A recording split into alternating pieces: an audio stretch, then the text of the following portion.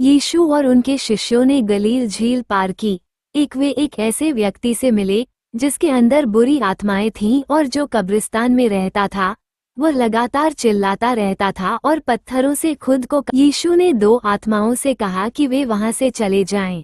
आत्माएं चिल्ला उठीं, हे यीशु, हमें हानि मत पहुंचाओ, मेरा नाम लॉट्स है। आदमी ने कहा, मुझ में बहुत सारी बुरी आत्माएं हैं।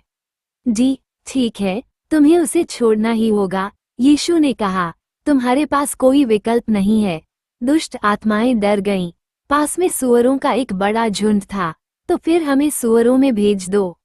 यीशु ने दुष्टात्माओं को सूअरों में प्रवेश करने दिया। पूरा झुंड एक खड़ी ढलान से नीचे झील में जा गिरा और डूब गया। सूअरों की देखभाल करने वाले लोगों ने शहर में सभी को बताया कि क्या हुआ था। शहर के लोग कब्रिस्तान में आए। उन्होंने देखा कि यीशु ने उस आदमी को ठीक कर दिया था। डरे हुए लोगों ने यीशु से विनती की कि वे चले जाएं। उस आदमी ने यीशु के साथ जाने के लिए कहा। यीशु ने जवाब दिया, यहाँ रुको, सबको बताओ कि मैंने क्या किया है। उस आदमी ने ऐसा ही किया और हर कोई हैरान रह गया। आराधनालय का नेता याईर यीशु के पैरों पर गिर पड़ा। उसने रोते हुए कहा, मेरी छोटी बच्ची मर रही है। अगर आप उस पर हाथ रखेंगे तो मैं जानता हूँ कि वह जीवित हो। भीड़ को चीरते हुए वे याईर के घर से कुछ लोगों से मिले। उन्होंने कहा, तुम्हारी बेटी पहले ही मर चुकी है। यीशु ने कहा, डरो मत, विश्वास करो और तुम्हारी बेटी ठीक हो जाएगी। वे याईर के घर पहुंचे और लोगों को लड़की के लिए रोते हुए पाया। यीशु ने पूछा, तुम क्यों रो रहे हो?